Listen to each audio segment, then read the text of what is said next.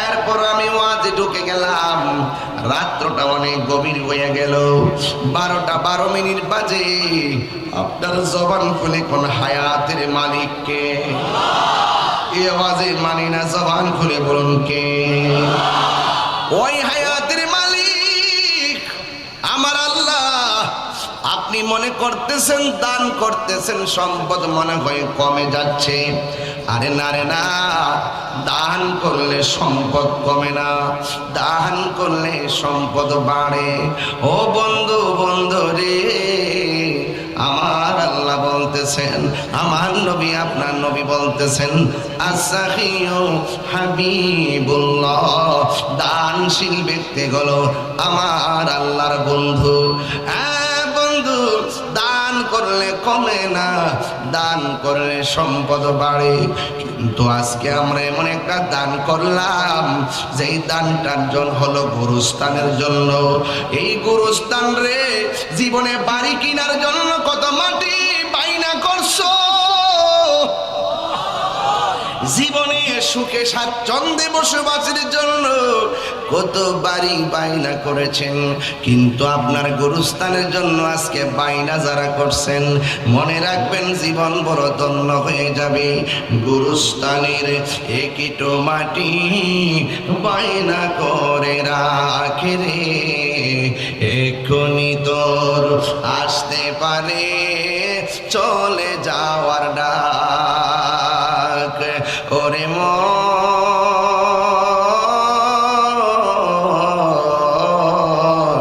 গুরুস্থানের একটু মাটি বাইনা করে রাখে রে, এখনই তোর আসতে পারে চলে যাওয়ার ডাক। ঠিক কিনা? কাঁদিস না মন শিশুর মতো, এমনই তো হয়। কাঁদিস না মন শিশুর মতো, এমনই তো হয়। এই তো জীবন অন্যের দেয়া, তোর তো জীবন নয় রে, তোর তো জীবন নয়। খাঁচার ভিতর প্রাণের ময়না, চিরদিন আর আপন রয় না। হঠাৎ করে পালিয়ে যাবে একটু পেলে ফাঁকে রে, গুরুস্থানের একটু মাটি বাইনা করে রাখে রে, এক্ষুনি তোর আসতে পারে চলে যাওয়ার ডাক। ওরে মন,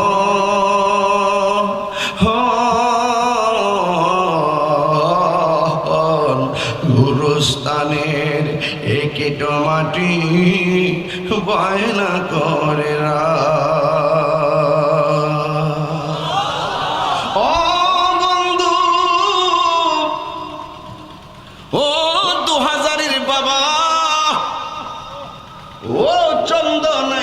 বাবারে।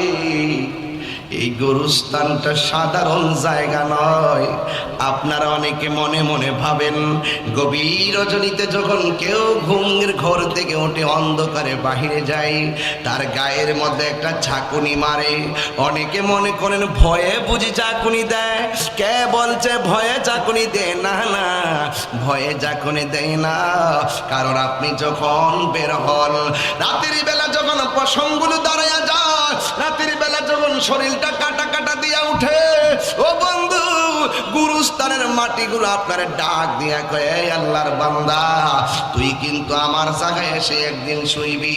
ভালো কাজ কইরা আসলে আমার ঘরে ভালো ব্যবহার পাইবা, আর মন্দ কাজ কইরা আসলে আমি মাটি এক প্রান্ত যাব পৃথিবীর আরেক প্রান্তে, আরেক প্রান্ত যাবো আরেক প্রান্তে। দুই পাশের মাটি তোর গায়ের মধ্যে এমন জোরে চাপা মারবো, একেবারে হাড্ডিগুলো এক পাশ থেকে আরেক পাশে মিশাইয়া ফালামো। এই জন্য মাটি আপনার ডাক দেয়। আমি কবর বড় শান্তির জায়গা, আমি কবর বড় অশান্তির জায়গা। এই জন্যই তো হাদিস শরীফের মধ্যে আমার নবী আপনার নবী বলেছেন, কবর কাহার জন্য জান্নাতের বাগান, আবার কাহার জন্য জাহান্নামের গর্ত। আজকে যে মাহফিলে টাকা দিলেন, আপনার আসল ঘরের বাইনা করলেন। আজকে যে মাহফিলে টাকা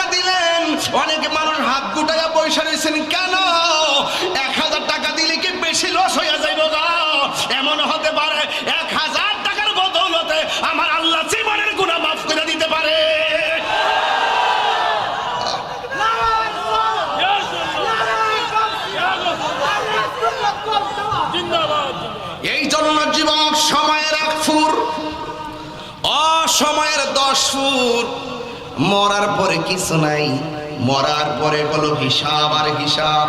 কামাতা দিন তোদা, যেমন কর্ম তেমন ফল।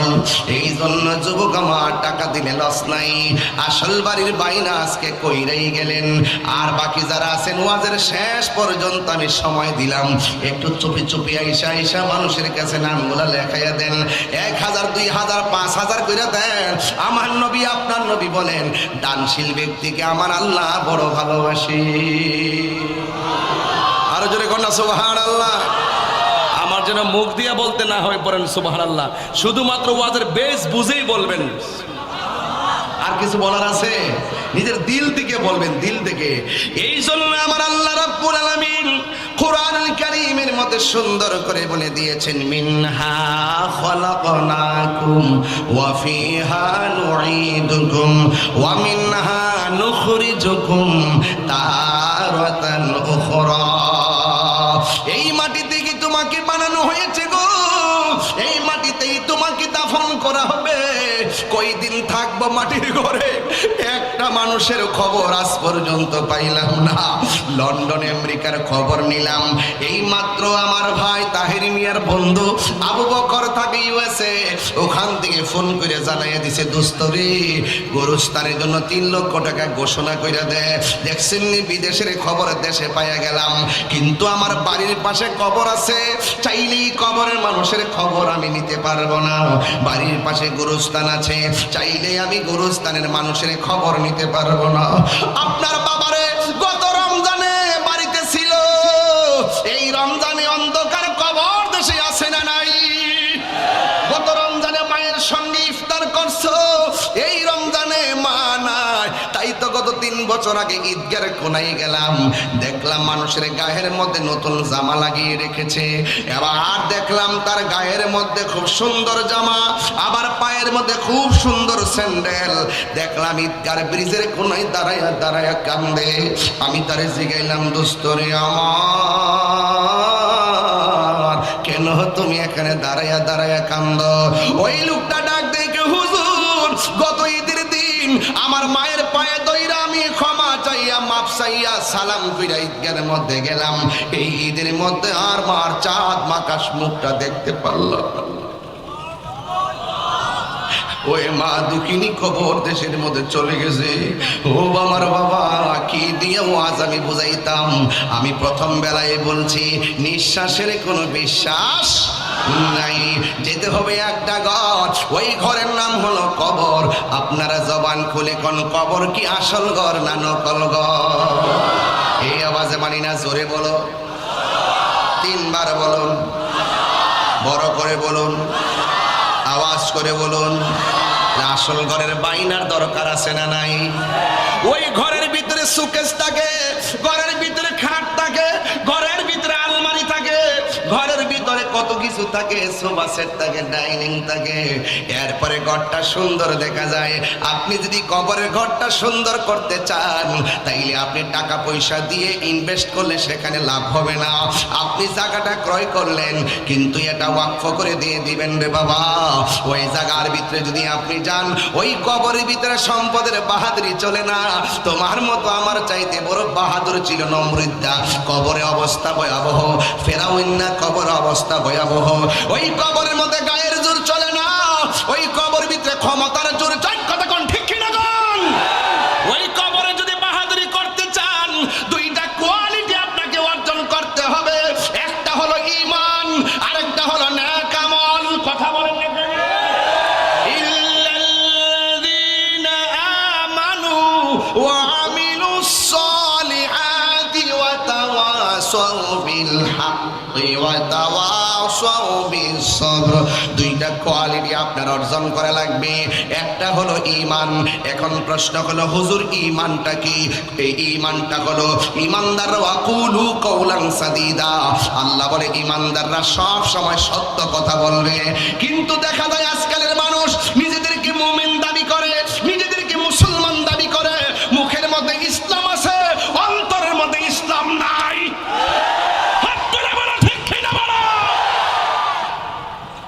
অন্তরের মধ্যে ইসলাম আছে, আর সকালে কয় এক কথা, বিকালে কয় আর এক কথা, এদের নাম কি মুমিন না মুনাফিক? এই আওয়াজে মানি না, তিনবার কোন নাম কি? এই মুনাফিকদের সাথে সুন্নিদের সম্পর্ক সম্পর্ক সম্পর্ক সম্পর্ক করবেন কার সাথে? আমার আল্লাহ বলে দিয়েছেন, কুনু মাসাদিকিন, সম্পর্ক হবে সত্যবাদীদের সঙ্গে। আর সত্যবাদী হলো আল্লাহর ওলিগণ। কথা আরো বড় করে বলুন। তাইলে সম্পর্ক আল্লাহর ওলিদের সঙ্গে হবে। চালাও সে পথে যে পথে তোমার প্রিয়জন গিয়েছেন চলি। ও আমার আম্মা গো, ও চন্দনাশের মা, ও 2000-এর পৌরসভার মা, ও চন্দনাশের মা, ও আমার চট্টগ্রামের মা, তুমি মনে করছো স্বামীর ঘরে শাড়ি পরে আইছো বলে তুমি নায়র হয়ে গেছো? তুমি মনে করছো নতুন গাড়ির মধ্যে ফুলের সজ্জা লাগাইয়া ঘরে আইসা ফুলের ঘরে ঢুকছো বলে নায়র হয়ে গেছো? তুমি কি মনে করছো বাসর ঘরে ঢুকছো বলে নায়র হয়ে গেছো? তুমি কি বুঝো না তুমি যেইভাবে নতুন জামা পরছো, মৃত্যুর সময় তোমার গায়ে একটা জামা থাকবে, যেই জামার মধ্যে কোনো সেলাই থাকবে না, যেই জামার মধ্যে কোনো পকেট থাকবে না। তোমার কাপড় হলো 5টা, পুরুষের কাপড় হলো 3টা।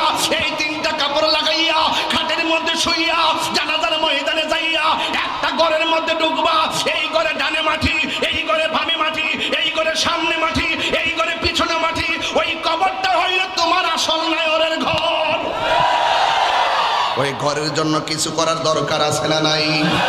আরো জোরে করা আছে না নাই? কবরের মধ্যে যখন আপনার নামায়া দিবে, ওই মুহূর্তে ফেরেশতা নামবে। নখগুলা হলো পৃথিবীর এক প্রান্ত থেকে আরেক প্রান্ত যত বড়, এদের নখটা থাকবে এত বড় কোদালের মতন। এইভাবে কবর ঘুরা ঘুরা 2000-এর গোরস্থানের ভিতরে ঢুকবে, চন্দনাইশের গোরস্থানের ভিতরে ঢুকবে, ডুইকা ডুইকা সুন্দর করে। এবার কবরের ভিতরে যখন ঢুকবে, এক শ্রেণী মানুষ আছে, এরা কবরের মধ্যে বড় পেরেশানি হয়ে যাবে। এত আওয়াজ কোথায় থেকে আসতেছে, এত আওয়াজ কোথায় থেকে আসতেছে, এমন কেন গর্জন শোনা যাইতেছে? চোখগুলা থাকবে নীল বর্ণের, বড় বড় নখ বিশিষ্ট। এমন ভাবে কবরের মধ্যে ঢুকবে, ঢোকার পরে তারে সুন্দর করে বসাইব। এরপরে মানুষকে বলবে, তুই বলস না তোর রবকে? সে বলবে, আনা আদরিলা আদরি, আমি জানি না। বলবে, ওয়ামা দিনুকা, তোমার ধর্ম কি? সে বলবে, লা আদরি, আমি জানি না। এরপরে বলবে, ওয়ামা কুনতা তাকুলু ফি হাক্কি হাযার রাজুল, এই ব্যক্তিটাকে কই আমি তো চিনি না। ও বন্ধু, এরপর আল্লাহর ওই ফেরেশতারা একটা রাস্তা দেখায়া দিবে, দেখবে ফুলের বাগান দেখা যায়। তখন 3টা প্রশ্নের ব্যর্থ মানুষটা ফুলের বাগান দিকটা আনন্দ করবে। ওই মুহূর্তে ডাক দিয়া বলবে, মাশাআল্লাহ, কত সুন্দর বাগান। ফেরেশতারা বলবে, না না, তুমি যদি 3টা প্রশ্নের উত্তর দিতে পারতা, ওই বাগানটা তোমার জন্য লাজিম ছিল। তুমি 3টা প্রশ্নের উত্তর দিতে পারো নাই। বাস, কবরের ভিতরে শুরু হয়ে গেল অন্ধকার, জাহান্নামের আগুন আপনাকে গ্রাস করবে। ও আমার 2000-এর বাবা, কি ভাষায় ওয়াজ বুঝাইতাম। এই জন্য রাত্র যেমন আমার ওয়াজ হবে তেমন, বেশি লম্বা করব না, একটার ভিতরে ওয়াজ গুছাইয়া চলে যাব। কিন্তু কথা একটাই, ওয়াজ শুধু শুনবেন না, ওয়াজ আজকে বাড়িতে নেওয়া লাগবে। কথা বলেন ঠিক কিনা? কোথায় নিতে হবে? বাড়িতে ওয়াজ নেওয়া লাগবে। আর যদি আপনি ইমানদার হতে পারেন, তখন ওই মুহূর্তে ফেরেশতারা আপনার সামনে আসবে। বন্ধু বন্ধুর সঙ্গে যেমন করে কথা বলে, বন্ধু বন্ধুর সঙ্গে যেমন করে কোলাকুলি করে, বন্ধু বন্ধুর সঙ্গে যেমন করে হাতটা মিলায়, ওই মুহূর্তে ওইভাবে 2টা ফেরেশতা কবরের মধ্যে নামবে। নাইমা ওই মুর্দারটার জিন্দা কইরা প্রথম সালাম দিবে। আমি প্রায় মাহফিলের মধ্যে বলতাম, যারে মাটিও খায় না, জমেও সয় না, ওরা কারা? ওরা হলো প্রেমিক। মানুষের বডির মধ্যে গোশত আছে না নাই? গোশতের ভিতরে একটা গোশতের টুকরা আছে, ওই টুকরার নাম হলো কলব। ওই টুকরাটা সুস্থ থাকলে দেহটা সুস্থ থাকে, টুকরাটা অসুস্থ হয়ে গেলে দেহটা অসুস্থ হয়ে যায়। ওই টুকরার নাম হলো ওয়াহিয়াল কলব। ওই টুকরাটা হলো কলব। একটা গুনাহ করলে কালবে একটা দাগ পড়ে যায়, 2টা গুনাহ করলে 2টা কালো দাগ পড়ে যায়, 3টা গুনাহ করলে 3টা কালো দাগ পড়ে যায়। পৃথিবীর কোনো মেডিসিন দিয়ে দাগগুলো পরিষ্কার করা যায় না। এখন ঘরে যাওয়ার পরে আমার আপেল দিল, আমি আমারে মালটা দিল, আঙ্গুর ফল দিল। ভাই দিছে না, দিছে না? আঙ্গুর ফল দেয় নাই, কলা দিয়েছেন। এবার ফল খাইছি, গায়ের মধ্যে বল পাইছি। খাবার খাইলে গায়ের মধ্যে বল পায়। অল বডির গোশতের টুকরাগুলো সুস্থ করার জন্য কত মেডিসিন, অল বডির গোশতের টুকরাগুলোরে সুস্থ রাখার জন্য কত খাবার, অথচ এটার ভিতরে আর একটা গোশতের টুকরা আছে, এটার খাবারের সন্ধান দিয়ে আপনি করলেন না। যে এই টুকরাটা সুস্থ থাকলে দেহের ভিতরে মাটির পচন ধরে না। সুবহানাল্লাহ রে। যেই টুকরাটা সুস্থ থাকলে কবরের মাটি আপনারে ছুঁইবে না। যেই টুকরাটা সুস্থ থাকলে আজরাইল আপনারে ধরবে না। রূহ নেওয়ার সময় কেমনে নিবে জানেননি? কয়েক গ্লাসের ভিতরে থেকে পানিটা ফেলাইলাম, পানিটা ফেলে দিলাম। এই যে আমি একটা টুকরির ভিতরে পানিটা নিলাম, পানিটা নেওয়ার পরে পানিটা ফেলাইলাম, এরপরে দেখেন আরেকটা ফুটা দেখেন পড়লো শেষ বেলায়। কয় অল বডির ভিতরে জ্বালা জ্বালা জ্বালা, কই রূহটা নেওয়ার সময় জ্বালা বন্ধ হয়ে যাবে। লাস্টের পানিটা যেমন করে পড়ছে ঠিক এমন ভাবে ঠুস কইরা রূহটা বের হয়ে যাবে। মায়ের স্তন থেকে সন্তান দুধ পান কইরা যেমনে ঘুমায়া যায়, ইমানদারে মহন ভাবে ঘুমায়া যাবে। বড় করে বলেন না সুবহানাল্লাহ। তাহলে এমন ভাবে ঘুম আমরা চাই কি চাই না? আর জোরে বলেন না বাজান, চাই কি চাই না? এ বন্ধু, যখন আপনার গোশতের টুকরা সুস্থ থাকবে, অল বডিতে মাটিতে পছন্দ ধরবে না। কবরে যাওয়ার পরে এখন এমন তত্ত্ব পাওয়া যায়, নদীর পাড়ে বাড়ি থাকে কিছু কিছু পাগলরা ওই মরুভূমির বালুর মধ্যে তারা জোহরের নামাজ আদায় করত। গভীর রজনীতে বিলের পানি দিয়ে উযু কইরা তাহাজ্জুদের নামাজ পড়তো। যখন বন্যার পানিতে বাড়িটা ভাঙে গেছে, জিগাইলাম চোরের বাড়ির বয়স কত? কয় 150 বছর। কয় 150 বছর পরে বাড়িটা ভেঙে গেছে। ভাঙার পরে দেখা যায় এখানে এমন কবর আছে 150 বছর পরেও ওই কবরের লাশের মধ্যে পছন্দ ধরে নাই। আল্লাহু আকবার কোন, আল্লাহু আকবার।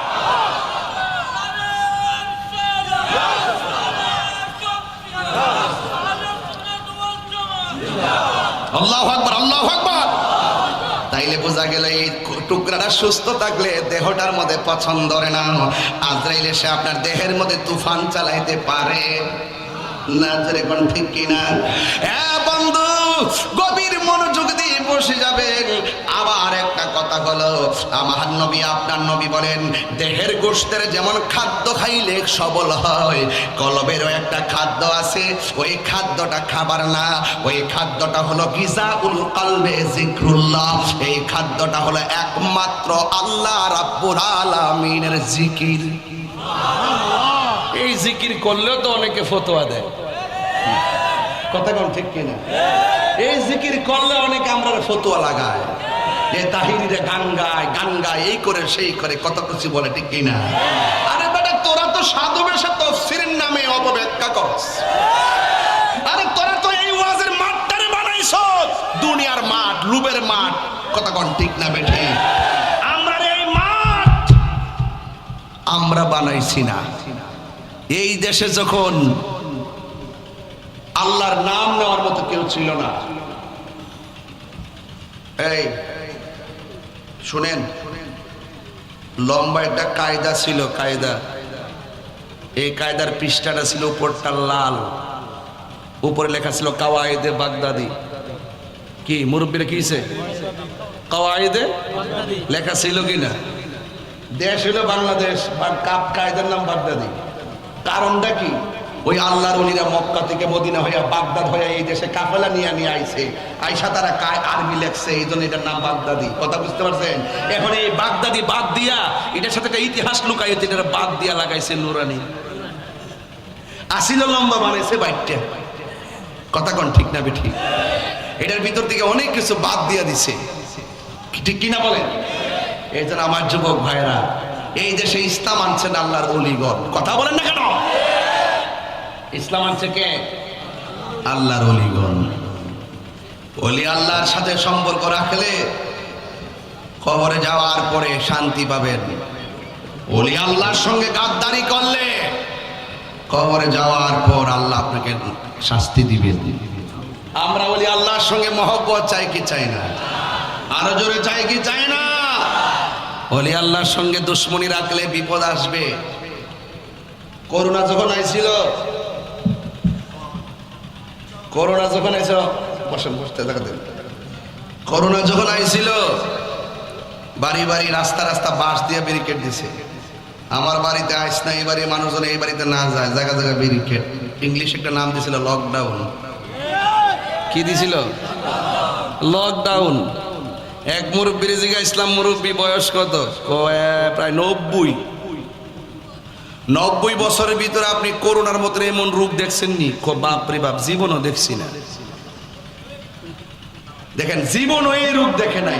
লকডাউন যদি বেশি বাড়েন, ওলি আল্লাহর বিরুদ্ধে যদি আর বেশি বাড়েন, তাহলে এমন রূপ দিব যে এটার সুস্থতা থাকার আলামত হইল লকডাউন না লগ আউট। এতদিন তো ঘরে আসলেন, পরে বাইরে করে দিব যে বাইরে থাক, ঘরে গেলে রূপটা ধরবো। বাইরে বাইরে থাক, বাইরে বাইরে ঘুর, আল্লাহর কাছে কোনো কিছু অভাব নাই। ইন্না বাতশা রাব্বিকা লাশাদীদ। কত কিছু আছে। এই খবরদার, সীমা লঙ্ঘন করবেন না। ওয়ালা তাআবানু আলাল ইসমি ওয়াল উদওয়ান। সীমা লঙ্ঘন করা যাবে না। যারা সীমা লঙ্ঘন করে তাদেরকে সাপোর্ট দেওয়া যাবে না। কথা বলেন ঠিক কিনা? ওই কবরের ভিতরে আযাব কি সত্য না মিথ্যা? আরো বড় করে বলেন, সত্য না মিথ্যা? আল্লাহর হাবিব কবরের আযাব দেখার ক্ষমতা আছে না নাই? আল্লাহ বলছেন, ওয়ামা ইয়াস্তাবিল আহইয়াউ ওয়ালাল আমওয়াত।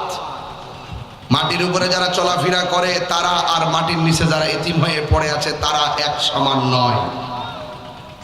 যারা উপরে চলাফেরা করে তারা আর মাটির নিচে যারা আছেন তারা এক নয়।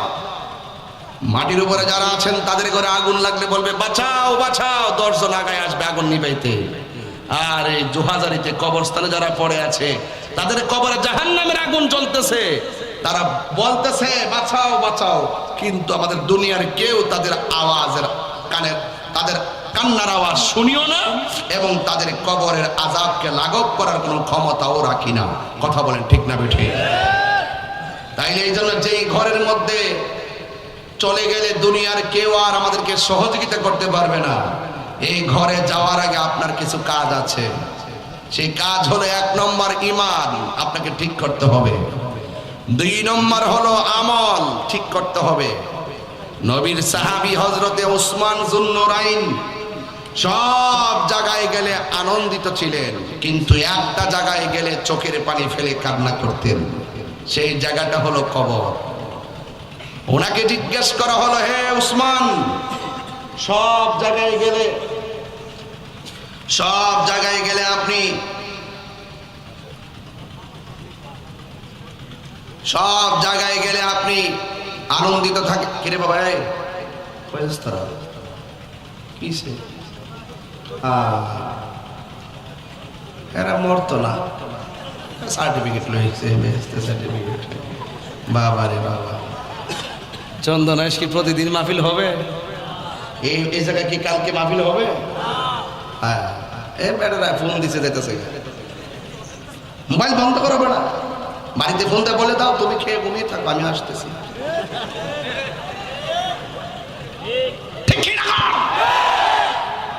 বসো। লড়া যাবে দন্তা নোয়াকার? লড়া যাবে না। তুমি জীবন, তুমি মরণ,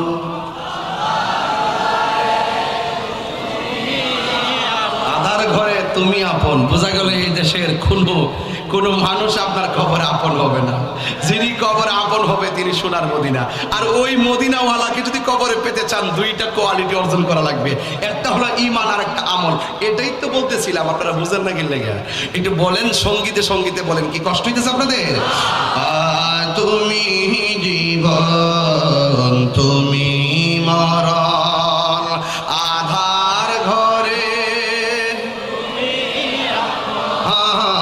তুমি জীবন, তুমি মরণ, আধার ঘরে তুমি মোদের পাড়ের তরি, তুমি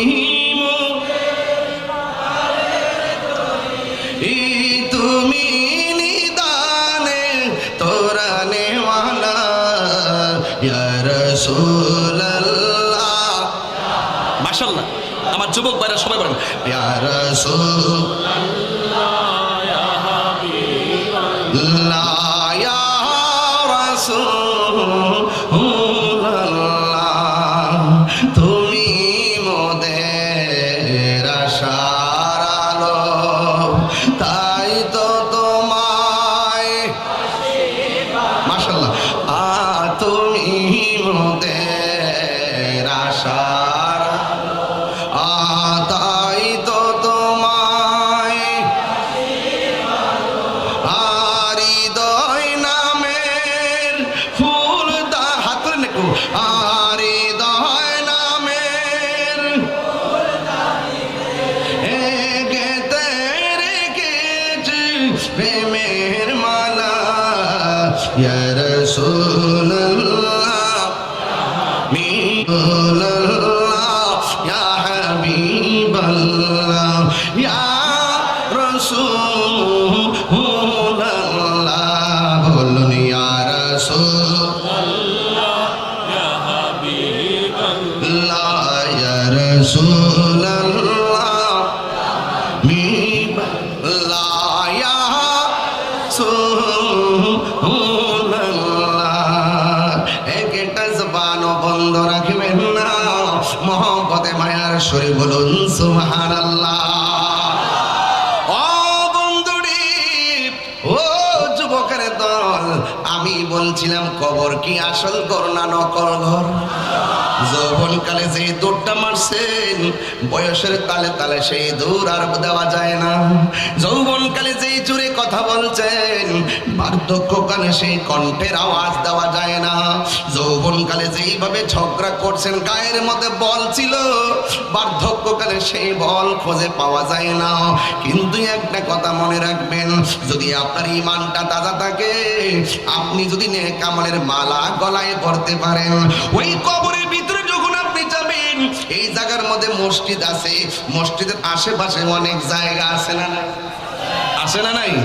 এখানে এমন অনেক লোক আছে, একটু একটু করে জায়গা দিলে আমাদের গুরুস্থান হয়ে যায়। কথা কোন ঠিক কিনা? ও বন্ধু, এখানে কি আজকের মঞ্চে কি আব্দুর রশিদ সাহেব নামে কেউ আসছেন আজকে? উনি কোথায় আছেন? এদিকে উনি আসার পরে আমি এদিকে 10,000 টাকা দিছে কবরস্থানের জন্য, আরো দিবে। কেডা আই না এদিকে, আপনার নাম শুনতেছি আমার পরে, আপনার সাথে একটা হাত মিলায় দয়া করে একটু উঠেন। চৌধুরী সাহেব আসছে, আমি খুশি হয়েছি আলহামদুলিল্লাহ, মাশাআল্লাহ। আব্দুর রশিদ সাহেব একটু হাতটা মিলান। মাশাআল্লাহ, উনি নগদ দিছে 10,000 টাকা। আর এরপরে আরো দিবে, উনি আরো দিবে। ওনার আব্বা আম্মার জন্য দোয়া চাওয়ার জন্য দিয়েছেন নগদ 10,000 টাকা। জোরে করে মারহাবা কর না গেলে নারে তাকবীর। এই আশেপাশে যে জায়গাটা আছে, কিছু জায়গা দেন, আর ওই যারা যারা আছে তাদের কাছ থেকে কিছু জায়গা নেন। হ্যাঁ দিবে বলছে, সহযোগিতা করবো বলছে। বলছে ওনার আব্বা এতে কাপ অবস্থা মার কোন বছর? 2003 এতে কাপ অবস্থা মারা গেছে। এমন সৌভাগ্য ভেটার ছেলে আব্দুর রশিদ সাহেব, বুঝলেন না? মারহাবা। আল্লাহ হ্যাঁ 21শে রমজান, আল্লাহু আকবার। যে 21শে রমজান মৌলা আলী রাদিয়াল্লাহু তাআলা শাহাদাত দিবস। হ্যাঁ, আল্লাহ যেন মৌলা আলী রাদিয়াল্লাহু তাআলার সঙ্গে জান্নাতবাসী করে, আমিন কর না কেন? আমাদের সভাপতি মহোদয় আসছেন। আশেপাশে যে জায়গাটা আছে, এই আব্দুর রশিদ সাহেব, আমি যদি এই এলাকায় যদি কোনো সময় ঘুরতেও আসি, আমি এই গুরুস্থানটা যদি হয়ে যায় আমারে ফোন দিয়ে নি, এলাকায় আসলে প্রয়োজন আমি এসে আপনাদেরকে নিয়ে জিয়ারত করবো কবরস্থান, এমনিতে আসবো। তবে একটা অনুরোধ করব, অন্তত পক্ষে আপনি উদ্যোগ নেন। আমাদের সভাপতি সাহেব আছেন, আরো গণ্যমান্য যারা আছেন, তাদেরকে নিয়ে উদ্যোগ কইরা এই সপ্তাহের ভিতরে ইনশাআল্লাহ গুরুস্থানের জায়গাটা ফাইনাল করেন। কারণ কি জানেন, এটা দরকার আছে। হ্যাঁ বলছে মাশাআল্লাহ, নারে তাকবীর, নারে রিসালাত, আহলুস সুন্নাত ওয়াল জামাত।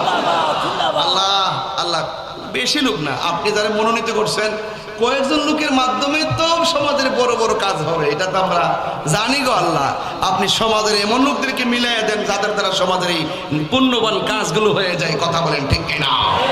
সবাই জিকির করেন লা ইলাহা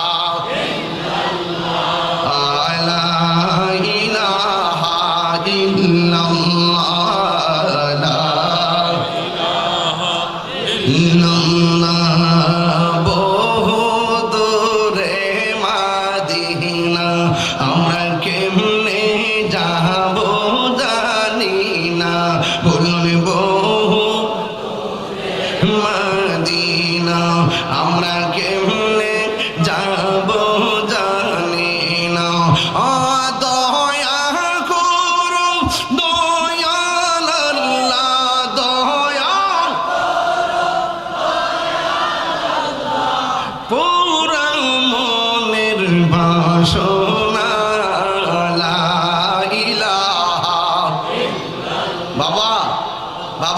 কখন যে কোন কাজ হয় বলা যায় না। ওয়াজের মাঝখানটা বিরতি সুলভ আব্দুর রশিদ সাহেবের দানটা নিয়ে গুরুস্থানে জায়গার প্রস্তাব করছিলাম, শুধুমাত্র লা ইলাহা ইল্লাল্লাহ নফিস পাদের জিকিরে টান দিছি, সাথে সাথে 2 শতক জায়গা এসে পড়ছে। একটা স্লোগান দেন না, কি স্লোগান দেন কেউ না আপনারা?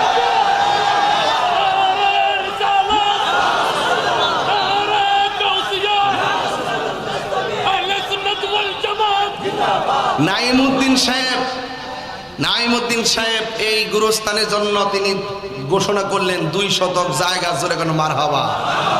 খুশি না বেজার? আল্লাহ আপনি ওনার মাতৃকুল পিতৃকুল সবার কবরে নূরের বাতি জ্বালায়া দেন। এজন্য বলছি অনেক গণ্যমান্য ব্যক্তিরা স্টেজে আছেন, এইরকম 0.5 শতক 1 শতক 2 শতক 3 শতক জায়গা দিলে আজকে তো আমরা গুরুস্থান করে ফেলাইতে পারি। কথা কোন ঠিক না ঠিক? আপনাদেরকে প্রস্তাব রাখলাম, শুনেন, সব জায়গা আল্লাহ দিছে, এই জায়গাগুলো কিছু দেন, দিলে গুরুস্থানটা হয়ে যাবে ইনশাল্লাহ। মিনিমাম কয় শতক জায়গা হইলে মোটামুটি হয়? 6 শতক হইলেই হয়ে যাবে। তাহলে 2 শতক হয়ে গেছে, আর 4 শতক জায়গা লাগে। তাহলে এই 4 শতক জায়গা যদি মনে করেন যে জায়গাতে পাশাপাশি কে কে আছে জানি না, যদি আল্লাহ তৌফিক দেয় আপনারা ইনশাল্লাহ ওয়াজের ভিতরে ঘোষণা করেন 6 শতক জায়গা যাতে তুল্লা যায় আমি মরতাম পারি।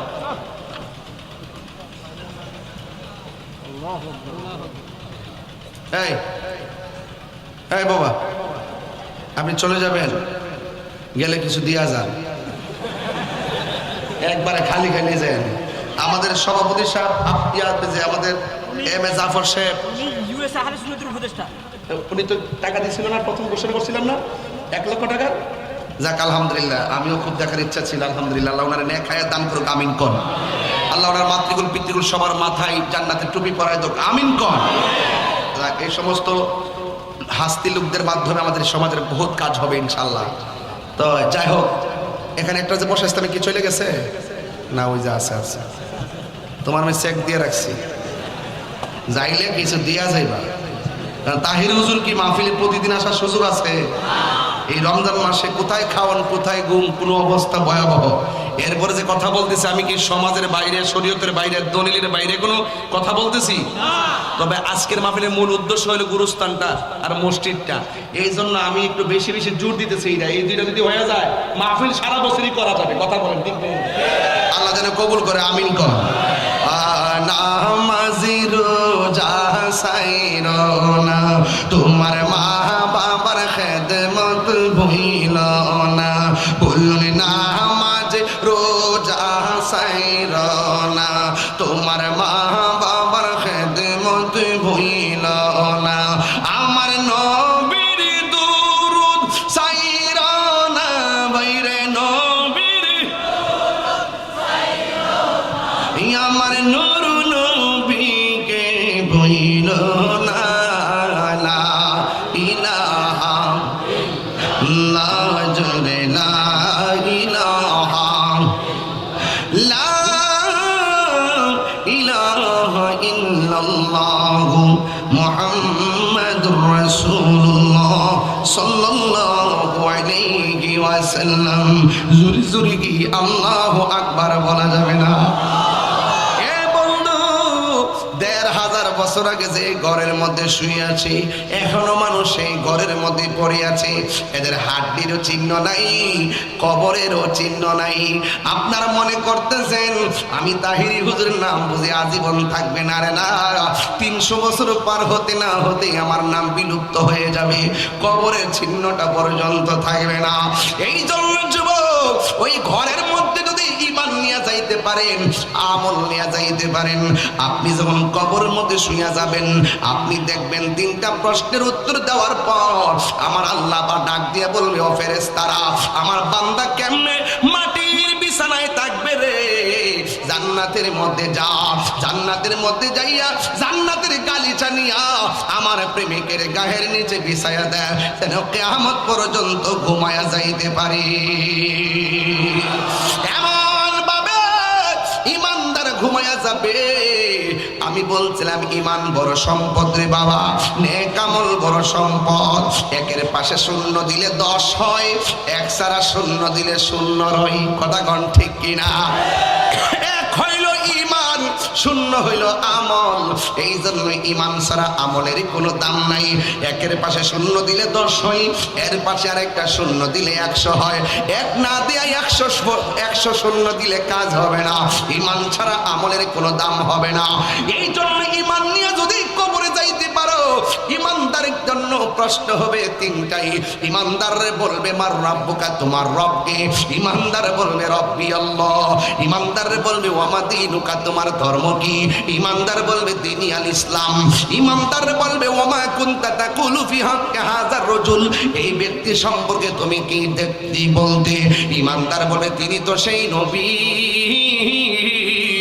যেই নবী যাইয়া আমার আল্লাহর সাক্ষী দিয়েছেন। আমার নবী হলো আল্লাহ দেখার আয়না। আমার নবী বলছে আল্লাহ এক, আমরা এটার উপরে ঈমান এনেছি। আখিরাতে বিশ্বাস করা বলছে আমরা বিশ্বাস করেছি। তিনি হলো আমার দয়াল নবী, মায়ার নবী। যেই মাত্র 3টা প্রশ্নের উত্তর দিয়া দিব গো, ফেরেশতারা বলবে সামনে তাকাও। সামনে তাকায়া দেখবে জাহান্নামের আগুন দাউ দাউ করে জ্বলতেছে। ইমানদার বলবে আমরা প্রশ্নের উত্তর দিলাম, এমন আগুন কেন দেখা যায়? ফেরেশতারা বলবে এই প্রশ্নের উত্তর যদি দিতে না পারতেন, এই জাহান্নামের আগুনটা প্রস্তুত করা ছিল। আজকে উত্তর দেওয়ার কারণে তাকায়া দেখে এত সুন্দর বাগান, একেবারে সুন্দর বাগান। এবার জান্নাতের একটা গালিচা বিছাইয়া দিবে। দেওয়ার পরে ইমানদার সুন্দর করে বিছানার মধ্যে শুইয়া যাবে। যেই মাত্র শুইয়া ডান কাতে যাবে, তাকায়া দেখবে একটা নূরের বাতি জ্বলে। ইমানদার জিগাইবো আল্লাহ গো, এই বাতিটা কোথায় থেকে আসলো? এবার বাতিরে প্রশ্ন করে, বাতিরে তুমি কোথায় থেকে আমার কবরে আলো দিতেছো? ওই বাতি ডাক দিয়া বলবে, এ আল্লাহর বান্দা, আমি দুনিয়ার কোনো কৃত্রিম আলো নই, আমি দুনিয়ার কোনো সূর্যের আলো নই। আমার আল্লাহ রাব্বুল আলামিন আমাকে আলো বানাইয়া তোমার অন্ধকার কবরে পাঠাইছে। তোমার আলো বানাইয়া স্নিগ্ধ আলোতে ঘুম পাড়াইয়া দেওয়ার জন্য। আমারে তুমি চিনো না, আমি হইলাম তোমার দুনিয়ার নেক আমল। এই জন্য জীবন নেক আমল নামাজ, নেক আমল রোজা, নেক আমল হজ, নেক আমল যাকাত, নেক আমল মাহফিল, নেক আমল দুরুদ, নেক আমল জিকির, নেক আমল দান। আজরে কোন আল্লাহু আকবার। এই নেক আমলগুলো কবরের ভিতরে আলো দিবে। আর ওই দিক দিয়ে যখন ডান কাত থেকে বাম কাতে যাবে, তাকাইয়া দেখবে আরেকটা আলো দিতেছে। এবার জিগাইব তুমি কেডা গো? কই আমারে তুমি চিনো না। ও আমার 2000-এর বন্ধু, ও আমার হাসন দন্ডির বাবা, আপনাদের এলাকায় আমি এসেছি বলে দিয়ে যায়। ওই আলুটারে যখন বলবে তুমি কে গো, সে বলবে আমারে তুমি চিনো না, আমি দুনিয়ার অন্য কেউ না, আমি হইলাম তোমার দুনিয়ার কোরআন তেলাওয়াত। আল্লাহ আমারে পাঠাইছি, এই তেলাওয়াত গুলোকে আলো বানায়া পাঠাইছি তোমার কবরের ভিতরে আলো দেওয়ার জন্য। ও আমার হাসন দন্ডির বন্ধু, ও আমার 2000-এর বাবা, ও আমার চন্দনেশের মা, রমজানে বেশি বেশি করে কোরআন তেলাওয়াত করবেন। রমজান মাসে যারা বেশি বেশি কোরআন তেলাওয়াত করবে, এই কোরআনটা জাহান্নামের দরজায় দাঁড়ায়া যাইব। আপনাকে যদি জাহান্নামের দিকে নিয়ে যাওয়া হয়, এই কোরআনটা এমন ভাবে দাঁড়ায়া যাইব, দাঁড়ায়া বলবে আল্লাহ বান্দাটারে কোথায় নাও? আল্লাহর ফেরেশতারা বলবে আমল বেদে জাহান্নামী হয়েছে। কোরআন ডাক দিয়া বলবে দাঁড়াও, আল্লাহর সঙ্গে কথা আছে। ওই কোরআনটা আমার আল্লাহরে ডাক দিয়া বলবে আল্লাহ তুমি যে বান্দাটারে জাহান্নামে দিতেছ, এই বান্দাটা রাতের বেলা ঘুমাই না ঘুমায়া আমি কোরআনটা তেলাওয়াত করছিল। ও আল্লাহ তোমার কাছে আমি কোরআন সুপারিশ করতেছি, এই বান্দাটা যে কোরআন তেলাওয়াত করছে, এই উসিলাই তুমি তার জান্নাত দিয়া দাও। এবার আমার নবী আপনার নবী বলেন, এই কোরআন যখন রমজান মাসের তেলাওয়াতকারীর জন্য যখন সুপারিশ করবে, ওই কোরআনের সুপারিশে আমার আল্লাহ তেলাওয়াতকারীকে জাহান্নাম থেকে ঘুরাইয়া জান্নাতে যাওয়ার রাস্তা দেখাই দিবে। এই আওয়াজে মানি না, জোরে জোরে কি আল্লাহু আকবার বলা যাবে না? কোরআন শরীফ তেলাওয়াত করে লাভ আছে না নাই? এই কোরআন শুধু কবরে আলো দিবে না, এই কোরআন হাসরের ময়দানে দাঁড়ায়া যাবে রে বাবা। এখন প্রশ্ন হলো, তাহিরি হুজুর আমার বয়স হয়ে গেছে, আমি তো জীবনে কোনোদিন কোরআন পড়ি নাই, মাখরাজ বুঝি না, সূরা দুইটা তিনটাও পারি না, ইমামের সঙ্গে আল্লাহু আকবার কইয়া কইয়া নামাজ পড়ি, ভালো করে সূরা ফাতিহা পড়তে পারি না, এখন আমি কি করব? আমি জিজ্ঞাসা, আব্বা কয়টা সূরা পারেন? কই 10টা সূরা পারি। সূরা ইখলাস পারেননি? কই হ পারি।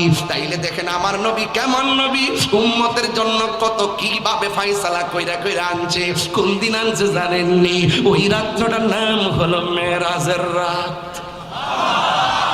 ওই রাতে কত কিছু যে উম্মতের জন্য এনেছি। আমার নবী আপনার নবী বলেন, যারা একবার সূরা ইখলাস পড়বে, এই যারা কোরআন শরীফ পারেন না তাদেরকে সংবাদ দিচ্ছি, যারা কোরআন শরীফ পড়তে পারেন না গো আম্মা, ও হাসান দণ্ডির মা, এবার একটু মনোযোগ দিয়ে বৈশা যান গো আম্মা। রঙের ঘোড়া আর কত দৌড়াইবেন, আর কত গলাবাজি করবেন, আর কত বেপরদায় চলবেন? ও মা, দায়ুস কোনদিন জান্নাতে যাবে না। দায়ুসের পাগুলা গাছের মধ্যে বাইন্দা, মাথার চুলগুলো নিচে ঝুলাইয়া রাখা হবে। দায়ুসের মাথার চুলগুলো গাছে বাইন্দা, পাগুলো নিচে ঝুলাইয়া রাখবে। ও আমার মা, ঈদের দিন তুমি দৌড়াইয়া দৌড়াইয়া মার্কেটে যাওয়ার চেষ্টা কইরো না।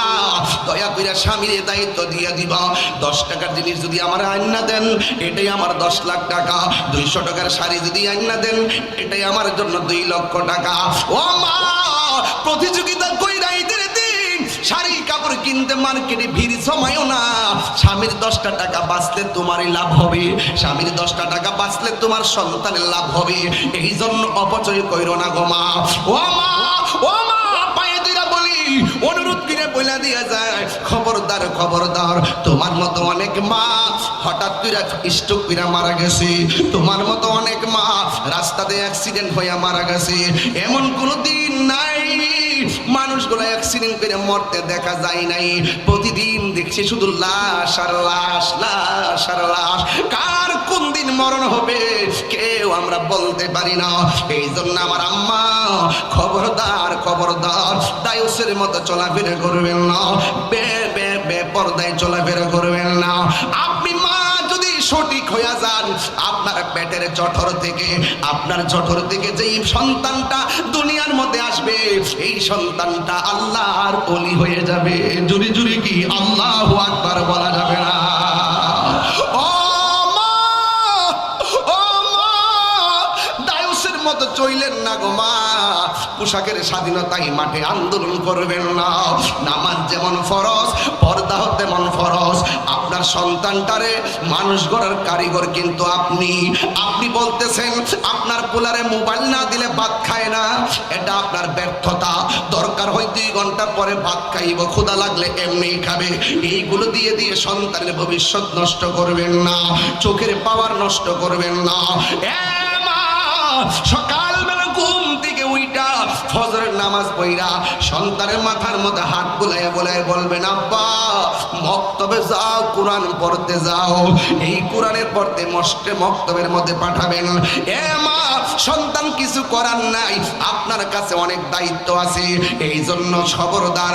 আমার নবী আপনার নবী বলেন, যারা একবার সূরা ইখলাস পড়বে, তার আমলনামায় 10 পারা কোরআন খতমের সওয়াব দেওয়া হবে। 2 বার যারা সূরা ইখলাস পড়বে, আমার আল্লাহ তার আমলনামায় 20 পারা কোরআন খতমের সওয়াব দেওয়া হবে।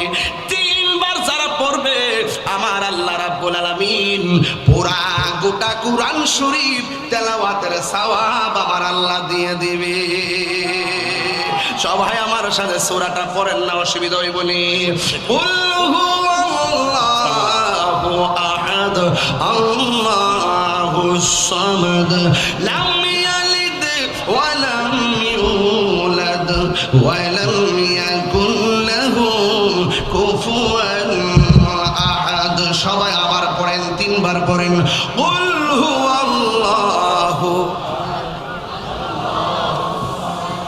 لم يلد ولم يولد ولم يكن له كفوا أحد। সবাই আবার পড়েন, قل هو الله أحد লাম ইয়ালিদ ওয়া লাম ইউলাদ ওয়া লাম ইয়াকুল লাহু কুফুয়ান আহাদ। এই কোরআন আমরা পড়তে চাই কি চাই না? ও বন্ধু, কোরআন আপনারা আলো দিব, আলো। জোরে জোরে কন্যা সুবহানাল্লাহ। একদিন না, দুই দিন না, না জানি কত বছর কবরে পয়রা থাকন লাগে রে। জাহান্নামের আগুনে জ্বললে কেমনে থাকিব গো নবী?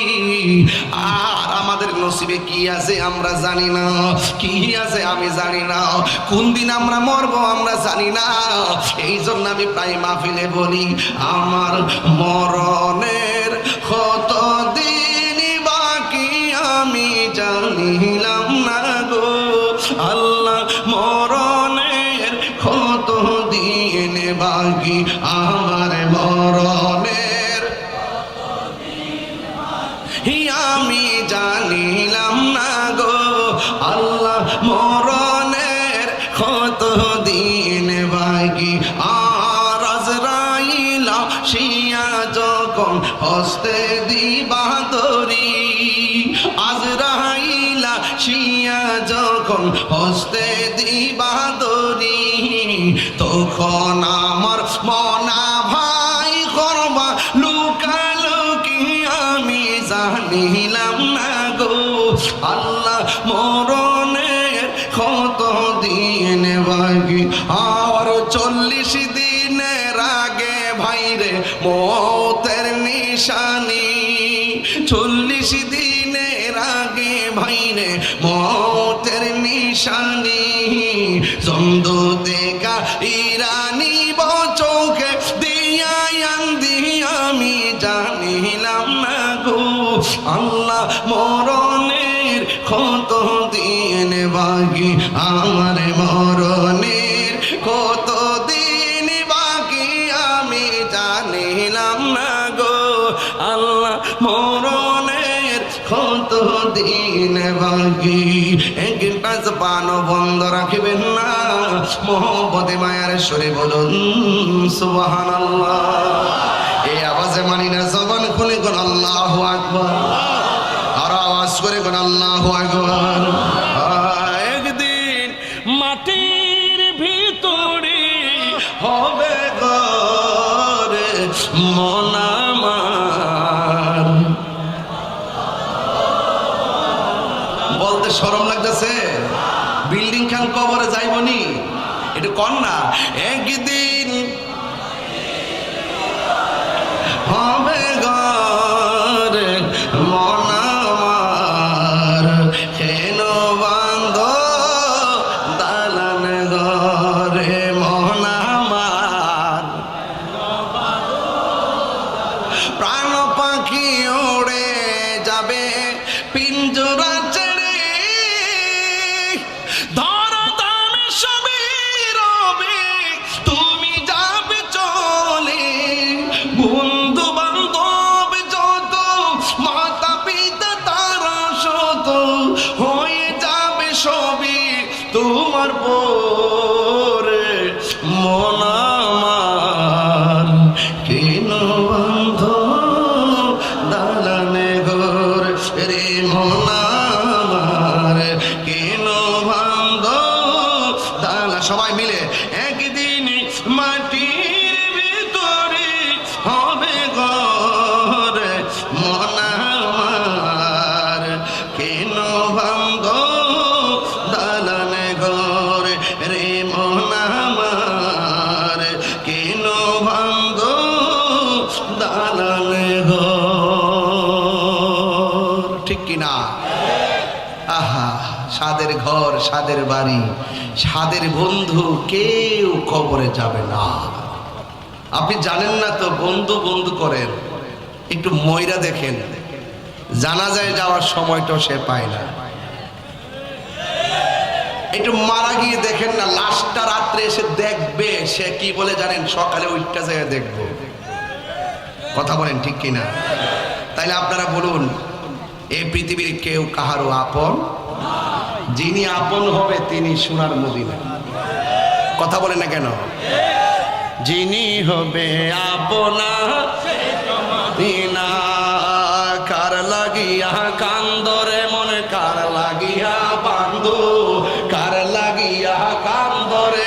কার লাগিয়া বান্ধ, কেউ তো তোমার আপন হবে না না না না, কেউ তো তোমার আপন হবে না না না না, যে জন হবে আপনা সেই তো মদিনা।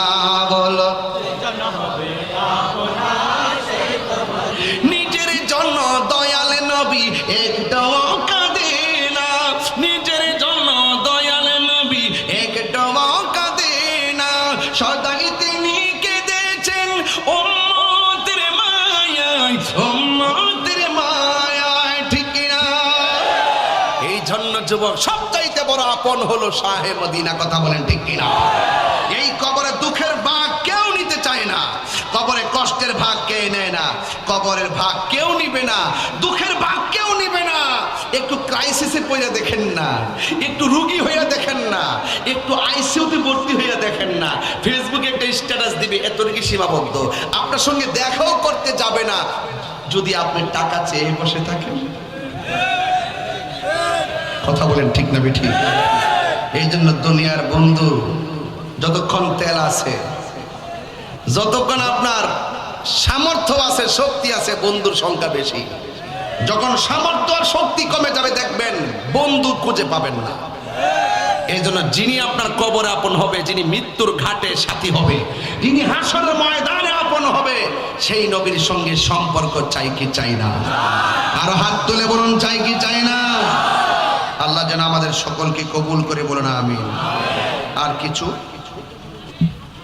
আমি গুরুস্থানের জায়গাটা তো পাইলাম না,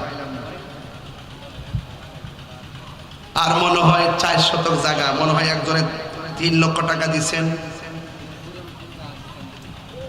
কে? প্রবাসী মোহাম্মদ জাহাঙ্গীর শেখ বাবা মার দোয়ার জন্য দিয়েছেন, নগদ না বাকি? বাকি তিনি দিয়েছেন 10,000 টাকা। বলেন মারহাবা।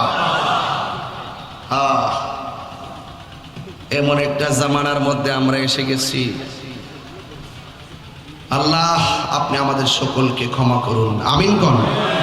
আল্লাহ যারা আজকে দান করেছেন তাদের দানটাকে কবুল করুন, আমিন কোন। এবং যারা মাহফিলটা সাজাইছেন তাদের মাহফিলটা কবুল করুন, আমিন কোন।